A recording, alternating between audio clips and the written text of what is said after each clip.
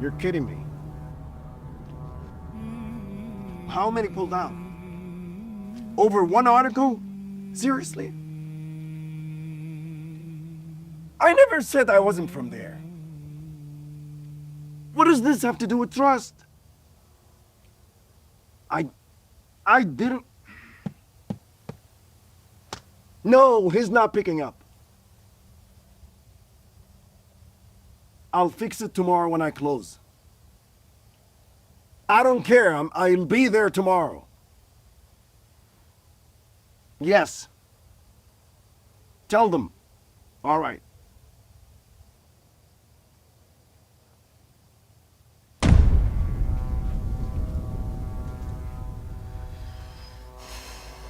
حسبي الله ونعم الوكيل. حسبي الله ونعم الوكيل. حسبي الله ونعم الوكيل.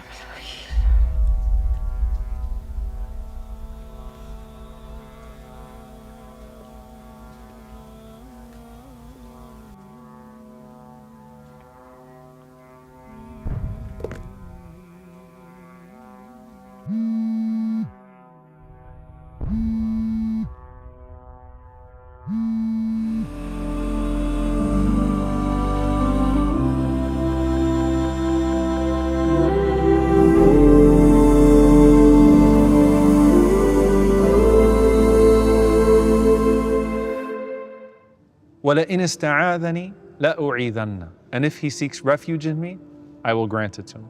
So many of our du'as are not about wanting something.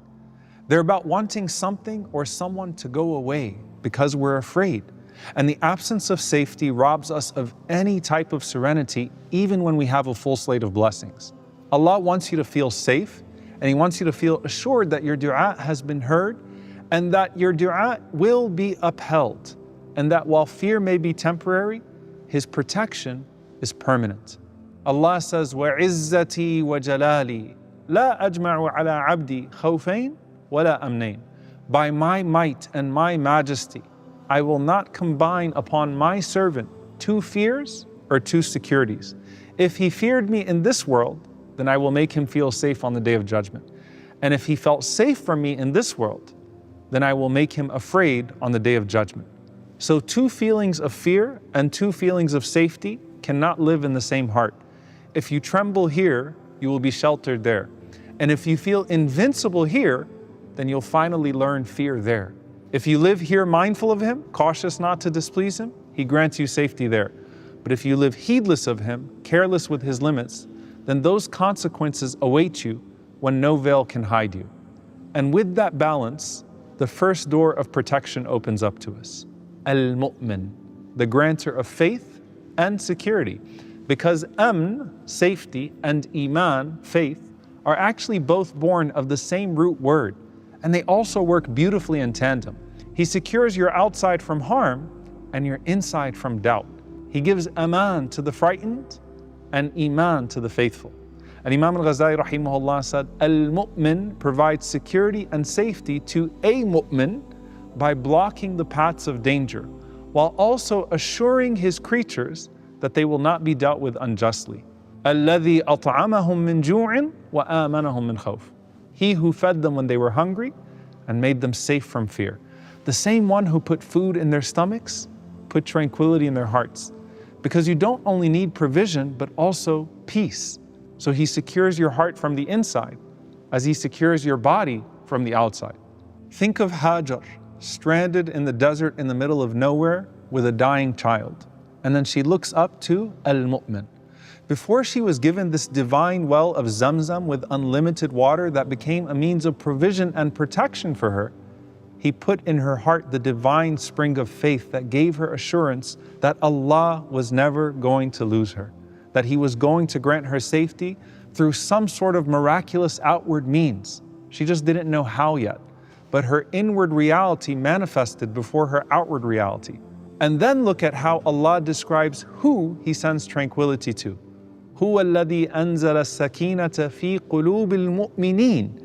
He is the one who sent down peace into the hearts of the mu'mineen. يُثَبِّتُ اللَّهُ الَّذِينَ آمَنُوا. Allah makes firm the hearts of those who believe. The human mu'min, being the faithful believer, has full faith in al-mu'min, the grantor of safety and faith.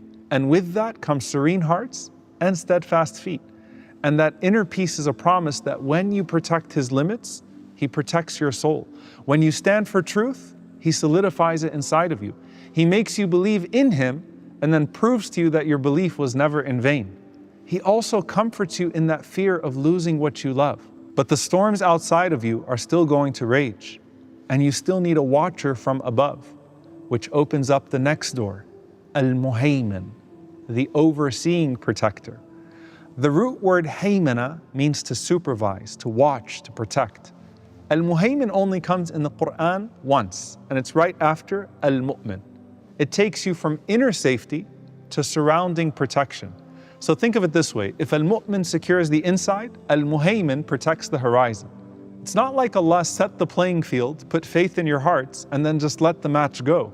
He owns the field itself, and He's always watching and observing.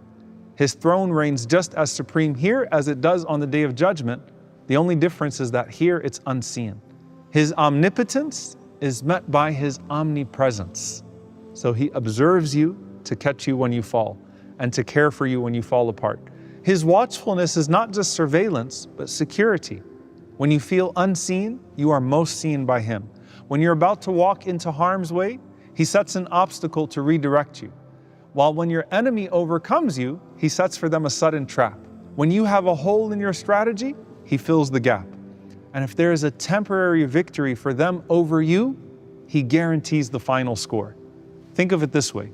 Al-Mu'min settles the heart deep inside. Al-Muhaymin surrounds you from all directions. And look at how His names Al-Mu'min and Al-Muhaymin work together in the battlefield of Badr. Before Badr, Allah sent rain for the believers to physically purify themselves. لِيُطَهِّرَكُمْ بِهِ. Then after that, He sent angels in the thousands from the skies to spiritually fortify them. Then Allah mentions, وَلِيَرْبِتَ عَلَى قُلُوبِكُمْ, so that He can make your heart steady. وَيُثَبِّتَ بِهِ الْأَقْدَامِ, and He can make your feet firm. All of this, by the way, is before the battle even started from Al-Mu'min. Then think of Al-Muhaymin using those same angels to smack the enemy left and right and send them on their way, foiling all of their plots. سَيُهْزَمُ الْجَمْعُ وَيُوَلُّونَ الدُّبُرَ. So both external protection and internal peace come down together, with Al-Mu'min steadying their hearts and Al-Muhaymin commanding the sky. And this name Al-Muhaymin is especially for those who feel vulnerable because maybe they're mistake prone, or they have powerful people that seem to dictate every aspect of their lives and rob their peace of mind. So when you say, I don't know what's coming, Al-Muhaymin says, but I do, because you are always in Allah's hifz, His preservation, which opens another door. Allah is Al-Hafiz, the preserver. Think of this as the third wall of the fortress. Al-Hafiz is the one who guards His promise and He keeps you in His possession. And when the plan supposedly fails, He brings it all back to what it was always meant to be. It is He who preserves the heavens and the earth from collapse and the hearts and the souls from despair. And then the glorious Quran from corruption. It's when you sleep, وَدُمْتَ فِي حِفْظِ اللَّهِ, and you remain under the protection of Allah. From unseen harms and harms you'd otherwise see if you were awake, from the spiritual and the physical. So hifz is not just a shield from harm, it's the continuity of His care. The Prophet ﷺ said to Abdullah ibn Abbas radiyallahu anhuma, احفظ الله يحفظك, احفظ الله تجده تجاهك. Be mindful of Allah and He will preserve you. Be mindful of Allah and you will find Him ahead of you. And in one narration, the Prophet ﷺ said, تجده أمامك, you will find Him in front of you. يحفظك here means He will protect you from harm. In front of you means He will grant you His presence. And that's when protection and comfort come together. And from the means by which Allah protects you are the good deeds that you do for His sake. So your sadaqah protects you, your fasting protects you, your Quran protects you. And that's why Imam Hassan al-Basri rahimahullah, when he heard someone say, Fulan yahfadul Quran, so-and-so preserves the Quran, meaning he memorizes it. And he responded and he said, بَلِ الْقُرْآنَ يَحْفَظُ. Rather, the Quran preserves him. It's Allah's word protecting you, not you protecting it. And Allah's hifz is what you resort to when you feel all has been lost. That's why Yaqub alayhi salam could say after losing one child in Yusuf and about to lose another in Binyamin, فَاللَّهُ خَيْرُ حَافِظًا وَهُوَ أَرْحَمُ الرَّاحِمِينَ. Allah is the best preserver and He is the most merciful of the merciful. So we often forget that Allah wasn't only preserving Yusuf, He was preserving Yaqub for 2 decades. How? His heart, his mind, his faith, his sincerity, because this was also a trial for him. And just like Hajar, Yaqub knew that Allah never lost anyone or anything, even when other people told him to give up hope of his son ever returning to him. Al-Hafiz even guards the story itself. He preserved Yusuf alayhi salam and preserved his dream even in the midst of his nightmare, recording every single one of his moments for us to still read today. Nuh alayhi salam and his story of struggle were recorded even in the midst of his rejection.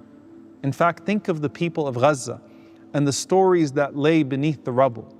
So Al-Mu'min gives you the faith and security inside. Al-Muhaymin gives you an encompassing fortress that He oversees. Al-Hafiz preserves you even when there appears to be a breach. And that's when you open the final door of Al-Wakil, the ultimate trustee and disposer of your affairs. This is now when you actively delegate to Him because you're well aware of all the attributes we just mentioned. Al-Mu'min gave you faith, Al-Muhaymin guarded you, Al-Hafiz preserved you. Now Al-Wakil invites you to hand it all over to Him with complete trust and confidence. وَتَوَكَّلْ عَلَى اللَّهِ وَكَفَى بِاللَّهِ وَكِيلًا. Put your trust in Allah, and sufficient is Allah as your trustee. Now trusting Allah doesn't mean removing yourself from the equation. It means recognizing that He's the part of the equation that actually brings about the results. It's your heart being settled with Him while your hands keep working, not some sort of superficial stamp on your plans. He's your first option, not just your last resort. Hasbi Allah means Allah is sufficient for me, whether I'm alone or whether I'm surrounded by many. Ni'mal Wakil means Allah is the best disposer of my affairs, even over myself. And you already feel that because you didn't just learn to turn to Him in hardship, but you turned towards Him in worship before the hardship even hit. And that's why Ibn al-Qayyim rahimahullah says half of the religion is inaba, constantly turning to Allah, and the other half is tawakkul, constantly relying upon Allah. That doesn't mean you don't do your part. It means that while you take the necessary actions, you fully trust in Allah's plan and ultimate control over all outcomes. Ibrahim alayhi salam said it while he was flying through the air into the fire. And when the Prophet sallallahu alaihi wasallam and his companions were in the ditch surrounded by a genocidal army and told that the people have gathered against you, فَخْشَوْهُمْ, so fear them, their faith only increased. And they too said, حَسْبُنَا wa ni'mal wakil. Aisha radiallahu ta'ala anha said it when she was being slandered and the walls in her home seemed to be closing in on her as people kept running their mouth about her honor. Hasbi Allah wa ni'mal wakil. And Imam Malik rahimahullah had a ring that had those very words engraved on it. Hasbi Allah wa ni'mal wakil. And he was asked, why did you choose these words for your ring? He said, because the very next ayah shows that no one says these words except that deliverance comes right after.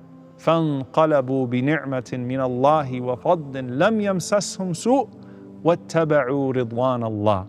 So they returned with favor from Allah and His bounty. No harm touched them, and they continued to pursue His pleasure. No harm touched them, meaning the protection was assured. And they remained in pursuit of His pleasure rather than being paralyzed by fear. See, when you trust Allah like they did, you become free of every fear except for losing His pleasure. Hasbi Allah wa ni'mal wakil. To say it is to choose His plan over your own. To live it is to feel peace, even when the plan remains hidden. Al-Mu'min gives you inner safety when the world feels unstable. Al-Muhaymin surrounds you when dangers close in. Al-Hafiz preserves you when you fear you'll lose even yourself. And Al-Wakil takes over when you've done all you can and can't see a way forward. But He always sees that way. And He always sees you trying to find it.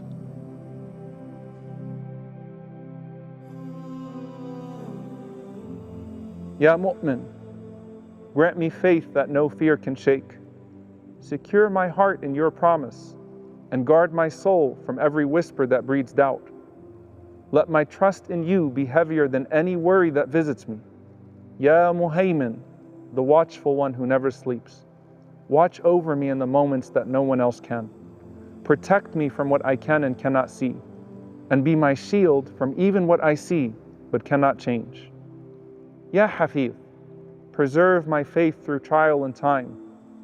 Guard my loved ones when they are far away from me. Keep safe the blessings I forgot to thank you for, and protect me, for without you I cannot protect myself. Ya Wakil, I entrust to you my every matter, what I seemingly can handle and that which is obviously beyond my control. Take charge of what confuses me, and carry what I cannot hold.